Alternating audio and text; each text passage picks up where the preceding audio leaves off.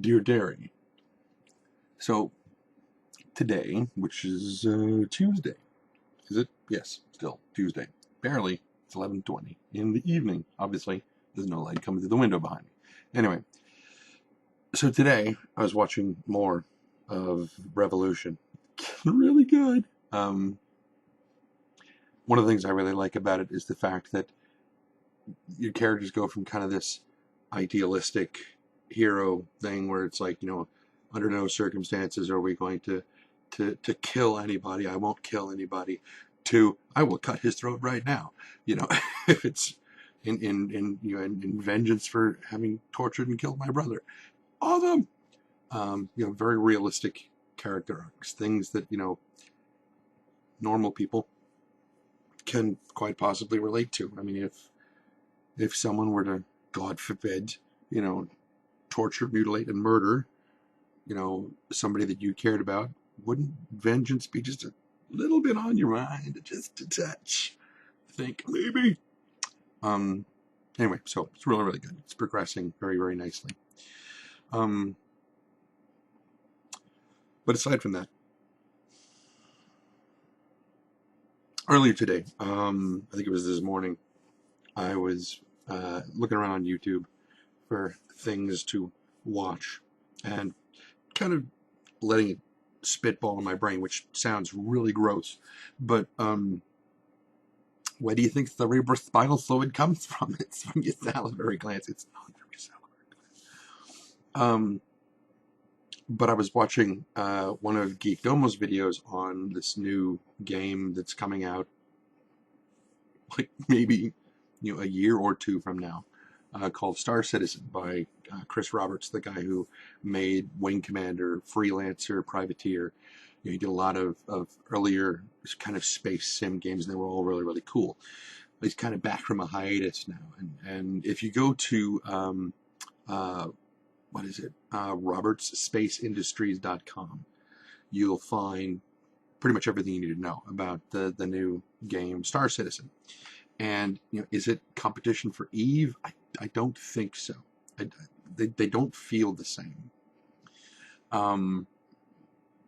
At least from what I can tell from the thing. But anyway, there's a video there that explains a lot more about the game than I could ever tell you, really. But one of the things that he mentions in the video, and there's a Kickstarter going on for this thing, for Space Citizen. And if space sims and flying around in spaceships, because I mentioned, I think last night, that I've been obsessing over spaceships and stuff, whatnot.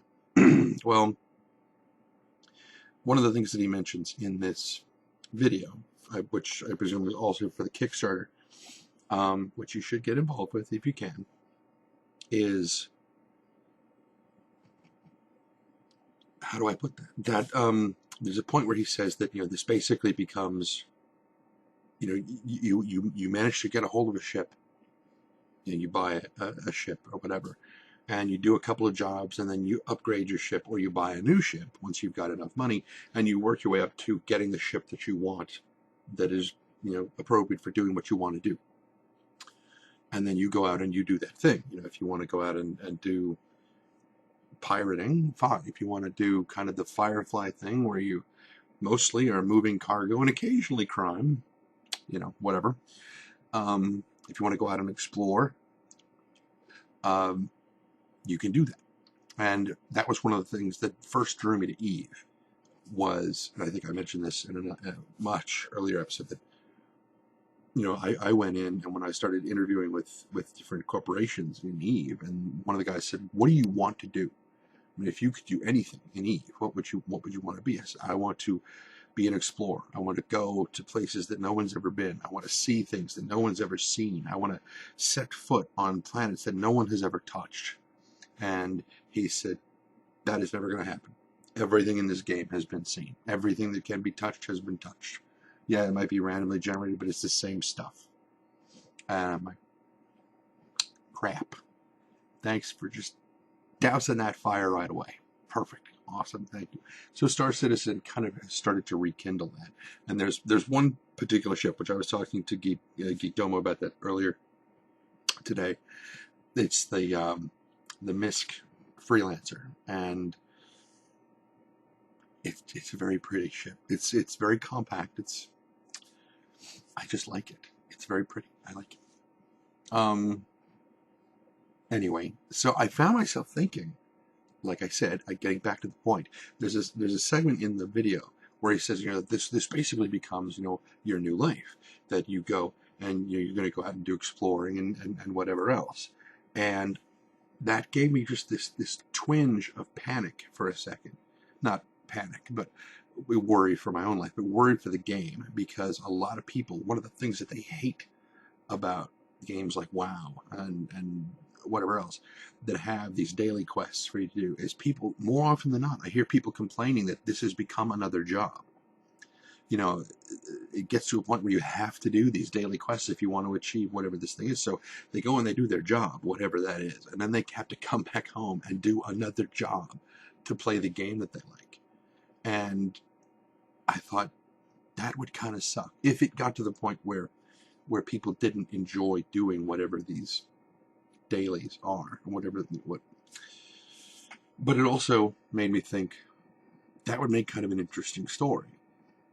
What if, say, several years down the road, once we've perfected AI and whatnot, and people are jacking into the net and whatnot, what if there was a point where computing and storage power got so high, so huge, that people could elect to permanently upload themselves in a virtual state into a game of whatever? If you wanted to live in Rift or World of Warcraft or whatever, what happened, you would just upload yourself as a character, and that's where you would live. And then the dailies would become your job. That's how you would sustain yourself. You would go off and you would get jobs and you would do them over and over and over again. But you would no longer have a physical body to maintain. You would no longer have physical properties. By that I mean like an apartment and things that you had to maintain, because everything you have is digital. And so all it takes up is hard drive space. And it's getting to the point now where hard drive space is not a problem. But what would happen if entire cities worth of people started just uploading themselves? For one, it could potentially solve a food shortage. All we'd have to do is provide power to be able to keep the systems running. And then I thought, okay, so they're able to maintain themselves within the game, within the game's economy. But what about paying for the power to run the game, or the server, the CPU bandwidth, or whatever else? How do you pay for that? Because the in-game economy wouldn't translate to the outside. The machine has got to be maintained somewhere. And I thought, okay, so what if there was now, you've got AIs, the artificial intelligence, and you've got like the NI, the natural intelligence, the people who have uploaded themselves. And, part of the thing is that these people who not necessarily play the game, but basically bet on the game to say, okay, I'm betting that, so-and-so is going to do, or how would, people in the real world watch the game, and that interaction somehow pays for the, maintaining the cost of the server and whatnot. Interesting. You could do that with prison, too. Could be a prison sentence. They just upload you into a computer and you just serve out your sentence there. Because all they have to do is keep the server running. And eventually, when your sentence is over, they just power the system down? I don't know. Is it really killing a person at that point? Is that really, there's some deep shit I don't want to get into right now. Anyways, that was one of the things that, it's like, oh wow, what would that be like? And so this story is kind of percolating in my brain. Let's see here. Is there anything else that I had? No. Yes, there was. There is a very early, I think it was fairly early, I think it was first season,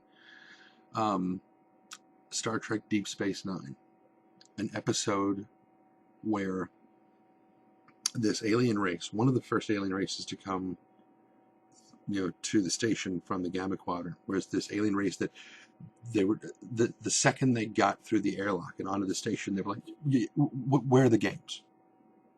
where are the games? It was the first, they wanted to go to Quarks, they wanted to see the games.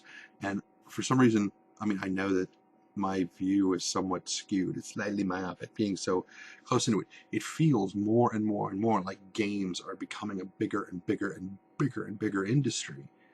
And I just found myself thinking, what happens if that's what our race does? If games becomes the majority of what we are and what we do? That would be kind of weird. I mean, is that sort of like what our species would become? It's just games. People make their living making games or playing games or doing whatever else. Could be interesting. So yeah, that's basically, well, here we are closing in on 11 minutes. Who would have thunk? But there's so much more. Getting back to Star Citizen, I want to dig into the game, and I mean, from a storyline standpoint, and really, really look at it, really deep, hardcore, and get in there and say, okay, what is the storyline behind this whole thing? It's like, okay, if I manage to buy this Misk Freelancer, which is the ship that I all Twitter pated over, and if you want to know what it looks like, go over to Geek Domo, the channel on YouTube, go over to his channel and check out his Star Citizen series, his most recent one as of right now. He covers several ships, and I think the second or third one is the Freelancer. It's very pretty, very pretty. Oh, it's just delightful. Anyway, so yeah. But I'm like, okay, so because I heard that, like, from a couple of sailors that I have been friends with in the past, that, like, if you're on like a submarine or a ship or whatever, if you're going to be out for an extremely long deployment, you stockpile cans and crates and things of food, and you stack them anywhere that you can do. I mean, in hallways, you're walking on cans of food, and you slowly eat your way back to the deck, as you were going through these cans of food and whatnot. And I was like, is that what it would be like to do this? Because there's a scene when you're looking at the Freelancer. There's a shot of the kitchen, and it has like the sink on one side, and has the toilet and the shower and everything on the other side. And I'm like, what would that be like? I mean, where does the food storage go? Are there replicators? I mean, I think the thing says it's like mid 30th century Milky Way galaxy, I think was the time frame supposed to be set in. Do we have replicators at that point? Do we have to store food, goods, and provisions on board?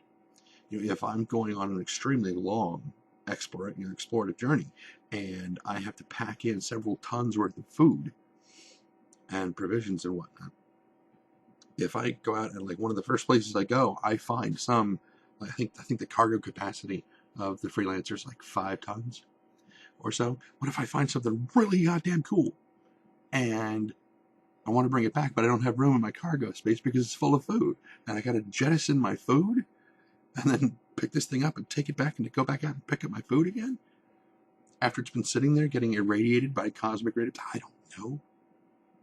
Story stuff. Ooh, it's cool.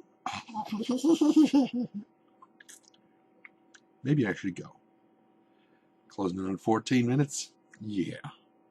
Maybe I should go. That's the kind of shit that goes on in here. Anyway, so I will let you guys go, and I will talk to you tomorrow. Had to get a yawn in there, apparently. It wasn't the first one, I'm sure you know. I'm sure you're very smart people. I'm sure you noticed. So, yeah, I will talk to you guys tomorrow. And until then, be careless.